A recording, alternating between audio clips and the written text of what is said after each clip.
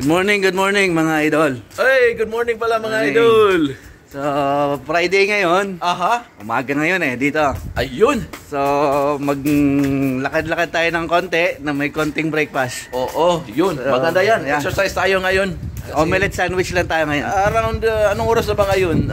7 o'clock. 7 o'clock. Maganda yan pang exercise. Walking. Okay. Yeah. Oo, kasi ano nga yun? Friday, di ba? Friday. Oh, eto mga idol.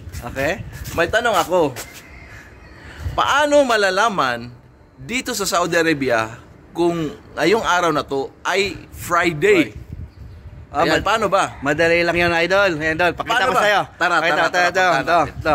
Ano ba yan? Pakita ko sa'yo. Ano ba? Saan ba tayo? So, ito, idol. Para malaman mo kung paano Friday. Oo. Nakita mo yung kalsada na yan. Ayun oh. Ang daming nakapark. Walang tao. Tingnan mo dito sa kabila. Kabilang side.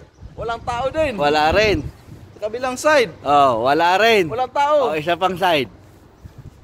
Ayun. Yan, wala tao. Walang katao-tao. Puro Kaya- lang masasakyan makikita mo dito. O kaya Friday ngayon. Oo. Diyan mo malalaman Friday. Yun pala ang palatandaan mo ha. Oo. Okay, Tahimik. Bukod dyan, Okay. may trivia tayo mga idol. Ayos yan. Oo. Ano yung trivia mo? With regards to Friday. Mhm. Dati pa, yung weekend ng Okay. Saudi Arabia ay tuwing Thursday and Friday. Mhm. Oo.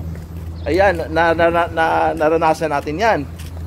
Ngayon, it was only in the year 2013 na binago nila yung weekend nila from Thursday to Friday, ginawa na nilang Friday and Saturday.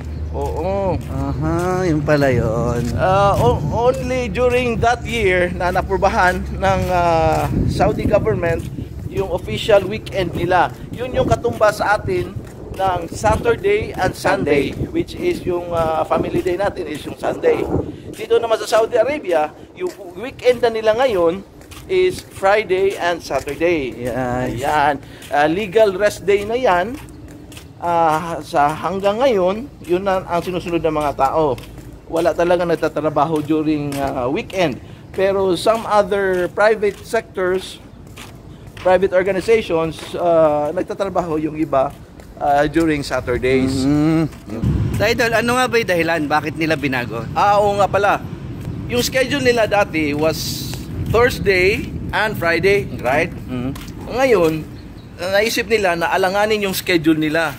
Kasi yung Thursday and Friday sa ibang countries all over the world ay weekday pa rin yan. So yung timing nila at saka scheduling, alanganin. Hindi tayo sure kung may ibang countries na nagpa-follow ng Thursday and Friday yung weekend, pero most of the countries around the world, weekday pa rin yan. So ibig sabihin, alanganin yung Saudi Arabia sa kanilang transaction with regards to the corporate world, Correct. with regards to international transactions, with regards to banking schedule. So medyo na behind sila, kaya nilipat nila yung Thursday to Saturday, kaya nagiging weekend dito is Friday and Saturday na. Hindi nila ginagalaw yung Friday kasi yun naman talaga yung family day nila.